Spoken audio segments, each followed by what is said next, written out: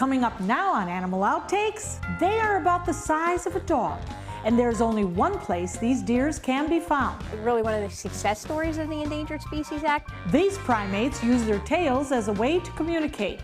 But I think this one prefers to give kisses. It's okay, baby. It's okay. No, oh, sweat. I'll take the blood out of her neck. Oh, goodness gracious. He's tickling. And in one culture, this dog breed signifies health and happiness. Akitas are a fantastic, fantastic breed. They're very loyal. You can't go wrong with an Akita. This and much more straight ahead on Animal Outtakes.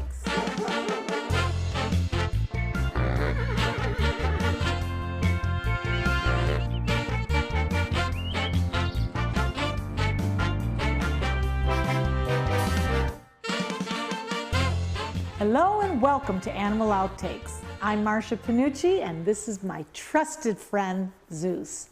You have likely seen a deer before. They're found in just about every state. But have you seen the smallest species of deer? In fact, you will only find this deer in one small area, the Florida Keys.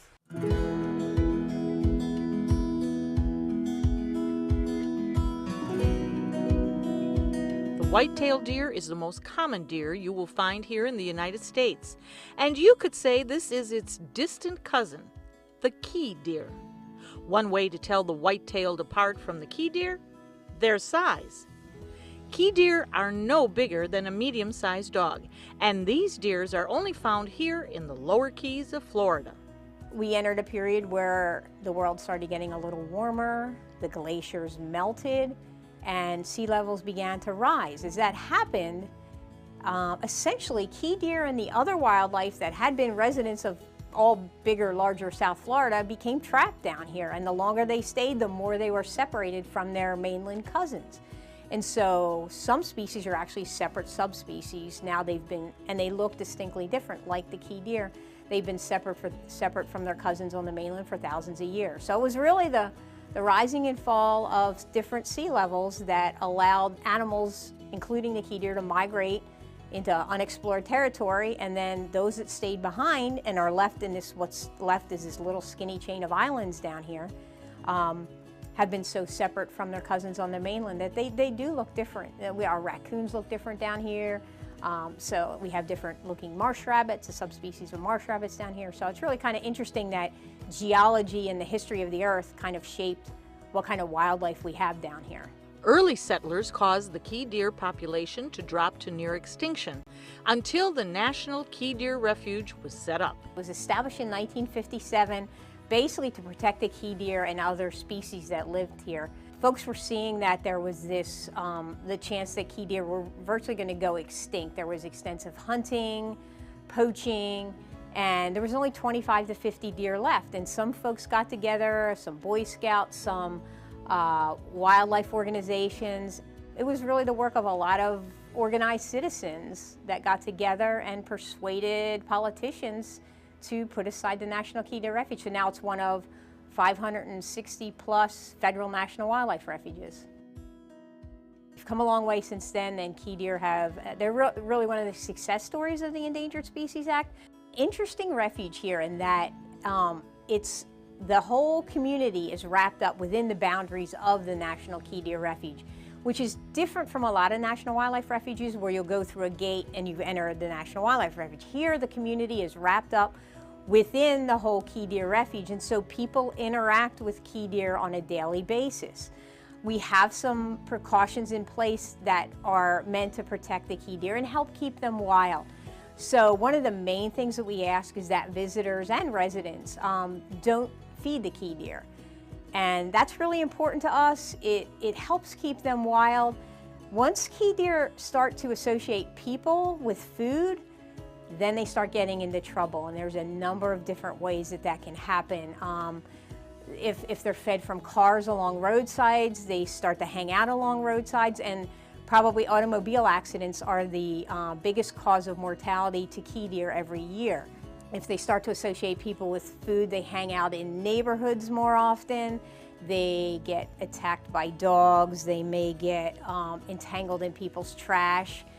And their willingness to kind of tolerate people also makes them targets for poaching sometimes. Really highly encourage people to just let wildlife be wild, especially with the key deer, and resist that temptation to feed them, because they will push the limits and come up to you and approach for food. So at that point, just take photographs, be appreciative of the fact that we have these marvelous creatures here, but please don't feed them. Back in the 1950s, there were only about 24 key deer. Since the establishment of the National Key Deer Refuge and the Endangered Species Act, their numbers are now around 1,000. Like the key deer, our next animal can only be found in one area of the world, and it too is an island. But you'd be traveling halfway around the world to see this primate in the wild. They live in the rainforests on the island of Madagascar.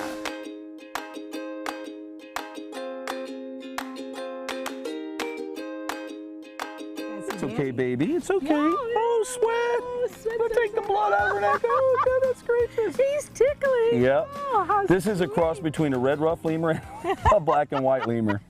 His name's Axel. We got him from somebody in South Florida. Somebody let somebody get into another pen, and somebody crossed over, and someone bred with someone they shouldn't have bred with, so we ended up with a tricolor lemur. Now they do breed tricolor lemurs, and they do sell them as pets. They are a class 3 animal. People can't obtain them. They live in the wild. They live up in the trees, and they're only from Madagascar, so they're an arboreal animal. And they live on fruits, mainly is their diet, a lot of fruits. You guys got a lot of fruit cocktails. So as you can tell, he likes popsicles and he likes yogurt. Okay. We also have a zoological diet that we feed him to keep him on a staple too, but he gets treats like yogurt and bananas and ice cream, and he's a lot of fun. He just wants to run and play. They're full of energy. Yes, he does. Well, no, he wants to give me a manicure. And he's not even 6 months old yet. And he's really chomping away. Now, how old will he get? What is the life expectancy? 15, 18 years. Oh, that's wonderful. That's wonderful. And when we have them as a pet, what do we do with them other than love them, hug them, and play with them? Well, I believe that these animals require a lot. First of all, they have to have natural sunlight. It's very important to them. So they do need an outdoor enclosure that they can play with a lot of stimulation, like hula hoops and beach balls, Really? hammocks, toys, buckets, chunks of ice, things that they can play with. You can more than welcome keep them with yourself and keep them inside with you. That's why he has his diaper on. I We see diaper that. trained him from a baby because they don't really potty train, and in the wild they stink on stuff to mark their territory. So it's just a trait. It isn't a pet for just anybody. So it isn't. It's something that you really have to spend a lot of time with. It's not a, I'm going to get this and it's going to be like a dog, because it's not. It requires a lot of attention. Now, you have a leash, and I know that that is for control. Yes, that's so he doesn't get down and get scared in a tree, and then you'd have to climb up there and get him. With you. But They live in big troops in the wild, up in the trees. These guys live in big nests when they have babies. They don't hang on them like the ringtail lemurs, you'll notice, hang on their moms or their Yes. human co-parts. But they live in nests, they live way up in the trees. They're a little bit different. Their disposition is amazing. They're very, very amazing how animals. intelligent are they? Highly intelligent. Now he loves fruits. He sees you have a grape there, and that's like their favorite thing. It's like ice cream to a kid. They're never going to turn it down, even before dinner or after dinner, anything like that. They like apples and they like grapes. Want to play? You want to chew on an apple? Look Now, what she's got an this apple. is a pretty big piece. Yeah, he'll just chew on it. Look, and he'll hold it. Now you can kind of see Are how you his gonna hands hold are. it? Do you want me to hold it? And they have the sides of their face have a lot of elasticity. So they'll stick it in the side. You see how he chews? He puts it over in the side of his mouth. He's saying, huh. He'll stick the whole thing over in his cheek and just chew it a little bit at a time. You see the cuticle beds in there? There you go. And then they have these little chubby fingertips that are real sticky, so it helps them hold on to stuff. But they got little nails in there when he grips in. It's pretty cool. Another thing they can do is they can take their fingers, unlike other monkeys, and they can touch it to their thumb like that. And they can do that, which is really, really awesome about the lemurs. They can actually touch their fingers together. Look at that pretty little hand. You see it? Oh, he's grabbing the camera. Now, on top of the fact that he is just gorgeous, Troy, I mean, just a beauty. Oh, yes. He has this gorgeous tail. He does. He has a beautiful tail. Is it just for show? That and balance. So it's like a big, they like to wave them around. They hold them at different angles for different things that they're talking about, whatever they're doing in the troop. But they don't hold on to things. It's not like where they can wrap it around. But they use it for balance. They stabilize. They'll move it if they sit. They'll curl it. They'll use it. They also use it to rub some odors on and wave it around at the ladies, for sure. Well, he's going to be a very handsome guy for the lemur. He is. He's going to be a handsome guy, and he will be Goodness, I got a lemur kiss. neutered. Oh, my goodness. Yeah. The face is just absolutely so beautiful. So gorgeous markings, but his eyes, they're as warm as can be. They're beautiful, aren't they? Yeah, they are just, there's no anger, there's no frustration here, there's just a lot of love. Lemur love. This gorgeous girl isn't just a pretty face. This breed of dog is extremely loyal to their owners and can be territorial. We'll learn more about this protector breed next. Many active duty servicemen and women face a dilemma as they prepare for deployment. Who will look after their canine companion until they return? Dante's Den provides temporary boarding for their dogs as they serve. We honor the trust placed in us by members of the armed forces by giving their furry friends loving care, spacious dens, on-site veterinary care, and plenty of room to run and play. For more information, go to dantesden.org or call 844-DANTES-DEN. People have asked me what it'll cost to restore all the corals back the way they remember. But I have to ask them, what will it cost if we don't do anything?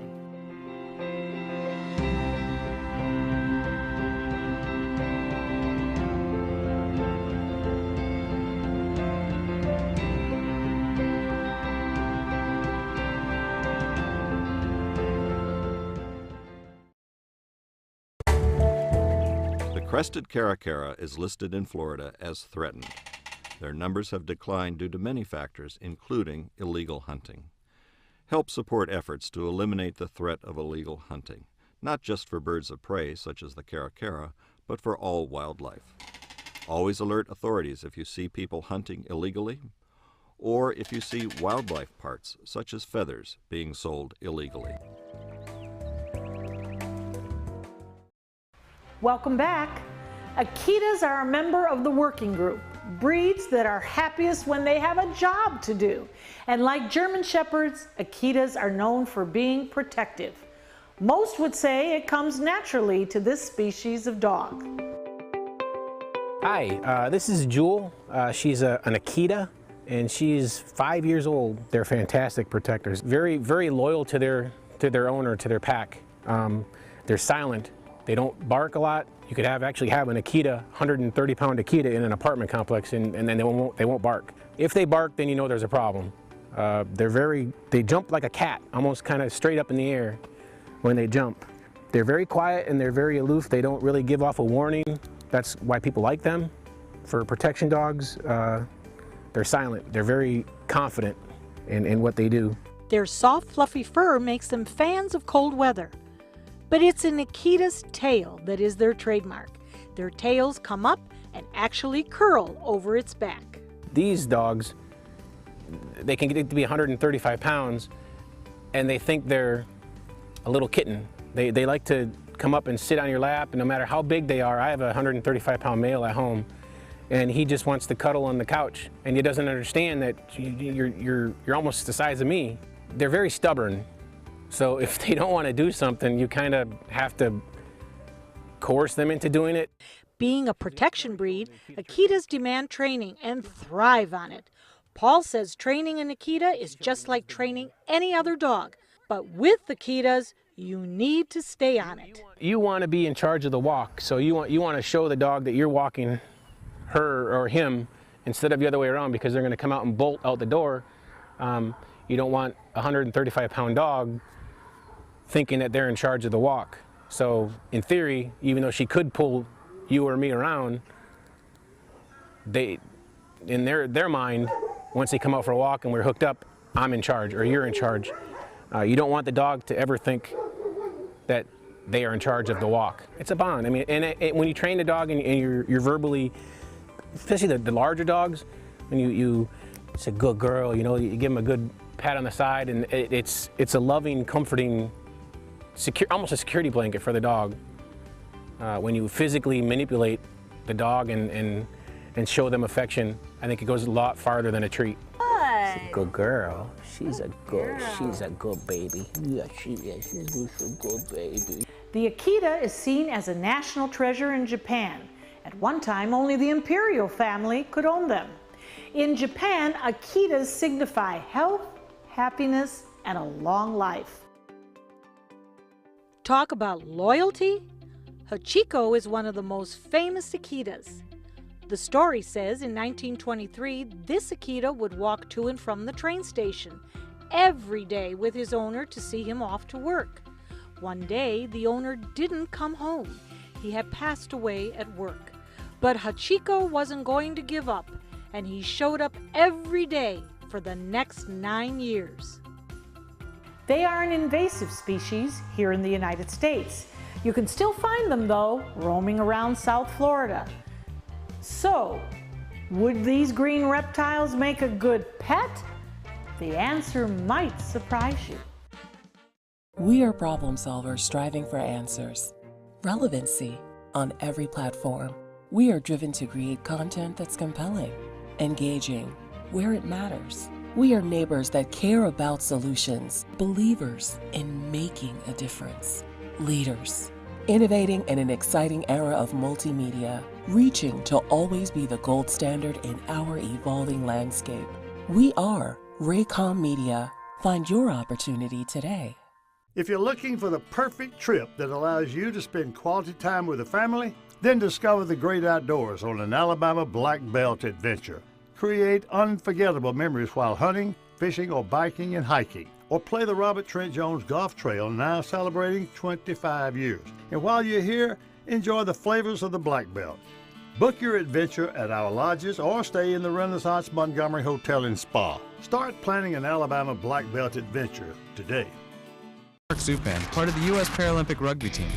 In my game, movement is everything. I get frustrated when my move is blocked, especially when that guy has no right to be there, even just for a minute.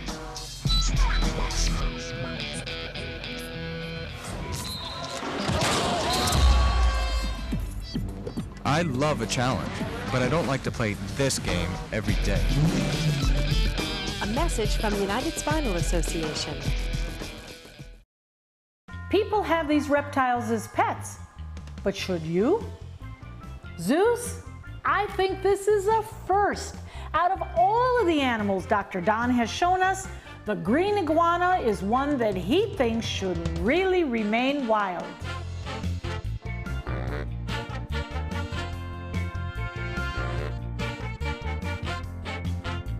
So Dr. Don, this is one of the pets that we see is an alluring pet for people. Is it the best pet? No. Oh. Not by far. As a matter of fact, if you think about, do your research first always, right? Always do your research first. Where do they come from? They come from like the rainforests of Central and South America. So to keep them happy, to keep them alive, to keep their immune system going, to keep them alive and looking good, you have to make a rainforest. They have to live in a rainforest. So if you can imagine a nice hot, humid summer day where you walk outside and you start sweating, that's where they want to live, which is hard to make indoors if you live in New York City, right? Yeah. They also grow. They grow from nose to butt with a tail attached, you smacking, to around 6 feet long, and they can have an attitude. They live about 20 years too if you take care of them. Having said that, we're in southern Florida, and I used to see a ton of these things that 13-year-old kids would get, and they get nutritional secondary hyperparathyroidism, they get rubber jaw, they get broken legs, pathological fractures. They need to be kept outside. To keep one inside, very difficult to do. Trying to make ultraviolet lights, temperature, humidity, and an appropriate diet.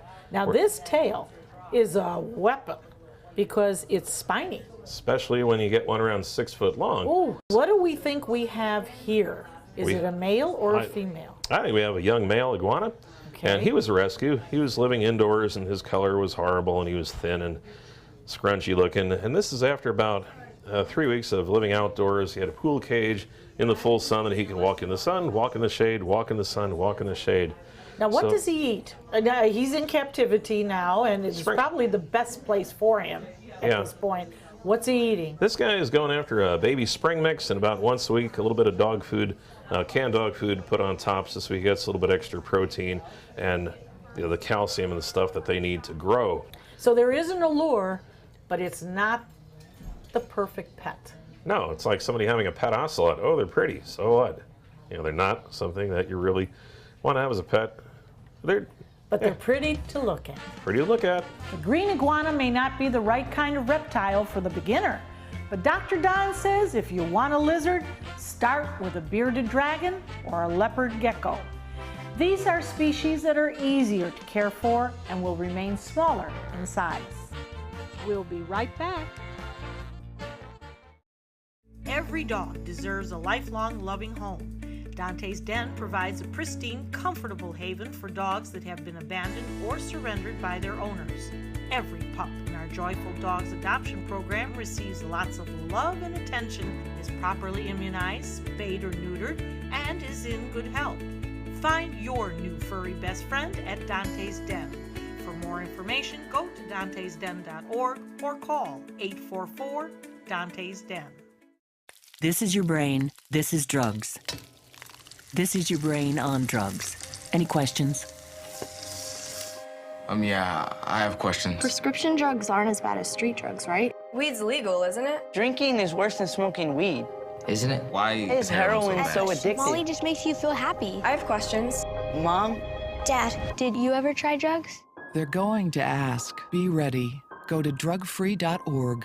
A message from Partnership for Drug-Free Kids. To be able to just get my son here and not think about how we will pay for it, it just takes so much weight off of my family. St. Jude allowed me to focus on being a mom to Bryce. And sometimes I'm just in awe of the impact St. Jude has, not only on this community, but the world.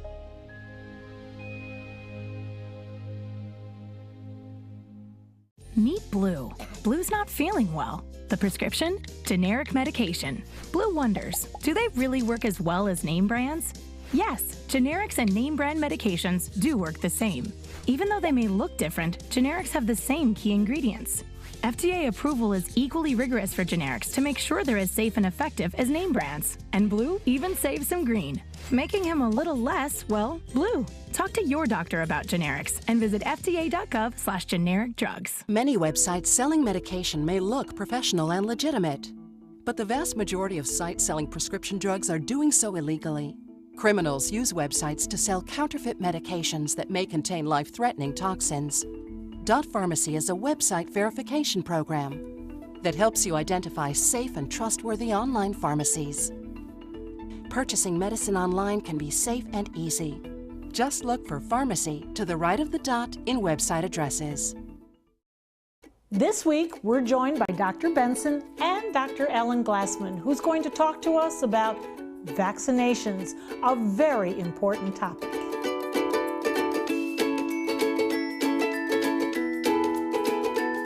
So Sugar is here with us at Dante's Den, and one of the things that we require, Dr. Glassman, is that they have all of their vaccinations brought up to date. So what are they? Okay, well, there's lots of vaccinations. By law, required pretty much in every state and every county of the country that I know of is a rabies vaccine. And that's because rabies is a deadly virus for people and pets. So that's why it's a law, because a person can literally get exposed from a cat or a dog or a wildlife, and we can't do much about the wildlife, but if a cat or a dog is unvaccinated for rabies and gets it and exposes you mostly by saliva, the virus is in the saliva, so if you get bitten, of course, people think of, oh, the mad, rabid, foaming dog. It's true, they actually do foam because it's a paralytic disease, and eventually their throat gets paralyzed, they can't swallow, so the saliva will just drool out of their mouth. But that's where most of the virus is, so even if the pet theoretically licked you with a wound, you could get the virus. Anyway, you can die. So the state has required rabies, of course. Now, the other vaccines for the pet's health is the basic distemper, hepatitis, parvo vaccine. And there's other things in there, and there's lots of vaccines. There's different combinations. Leptospirosis is another component that some veterinarians use, some don't. It's even maybe a little controversial among veterinarians whether to vaccinate for leptospirosis or not. And what is leptospirosis? Leptospirosis is a bacteria, spirochete, and it's deadly. I have seen 2 pets in the Sarasota-Bradenton area this year that have died from leptospirosis. And it's part of the, used to be standard part of the old DHLPP, we call it, the L being the leptospirosis. And there's actually new strains of leptospirosis that have come out in the last 10, 15 years that have become important. The original vaccine had 2 strains of leptospirosis. Now there's 4 strains we can vaccinate for. And they get it from? It's in the urine of most mammals. And I was even surprised myself. There's a poster that you see sometimes in the veterinarian's office, and I was even surprised how many skunks, foxes, squirrels, deer, just about every mammal, rats, mice, carries. If they have it, they will urinate and the bacteria will be in the urine. So all a pet has to do is walk along, even on the grass, wherever, if there's been wildlife, if there's some contaminated urine, they step in it, they lick it, they get the bacteria. Very, very deadly, often causes kidney and liver failure. Now, this year we were cautioned, and you did caution Dante's Den, about the doggy pneumonia/virus. Certainly talk to your veterinarian because it's regional. Fortunately, in our area of Florida here, in the Sarasota-Bradenton area, I'm not aware of any active cases that have been found, but other parts of Florida I know have had, and there's even some boarding facilities, kenneling facilities that are requiring the vaccine now. So you really have to talk to your local veterinarian, and they will help you with the exposure. Now, if you travel a lot with your pet and you go places around the country, I would probably definitely want to vaccinate. But if you're pretty local and your area's been lucky and you haven't had it, you might slide by without it, but that's something you really need to discuss with your local veterinarian. Now, other than the legality of the rabies, should we really vaccinate? Oh, of course. You're trying to protect your pet from deadly viruses. I mean, when I was a veterinary student back in like 1980, parvovirus in dogs was becoming one of the major killers of puppies. And they actually had to create the parvo vaccine. I think in the late 70s they did. And so these are viruses that mutate and change, of course, but the known ones that are common that we can protect our pets from, we vaccinate for. So yes, to protect your pet, I mean, the state literally does not care if your dog dies of distemper. That's on you. The state only cares if your pet, can't get rabies and you can't get rabies. But lots of viruses that are deadly that you should vaccinate for. So if you want to have your pets vaccinated, do consult your veterinarians and take care of these guys. We hope you had fun and learned a thing or two along the way. Zeus and I will be back here again next week with even more animals and some wild adventures. Until then, thanks for watching. What do you think? Well, like I said, they're not a pet for everybody. Now, but he's our companion. I wouldn't call him a pet. Yeah. He's more like having a kid. Yeah, well, yes, that you don't have to send to college. That's right. Yeah. That's right. He's looking at you because of food. Zeus, come on. Come on. He's taking this celeb business a little too hard. Well, he's going to be a very handsome guy for the leader. He is. He's going to be a handsome guy, and he will be. Goodness, I got a lever kiss. Neutered. Oh, my goodness. Yeah. He's talking about neutering. I know. Yeah. And I'm getting a lot of love here.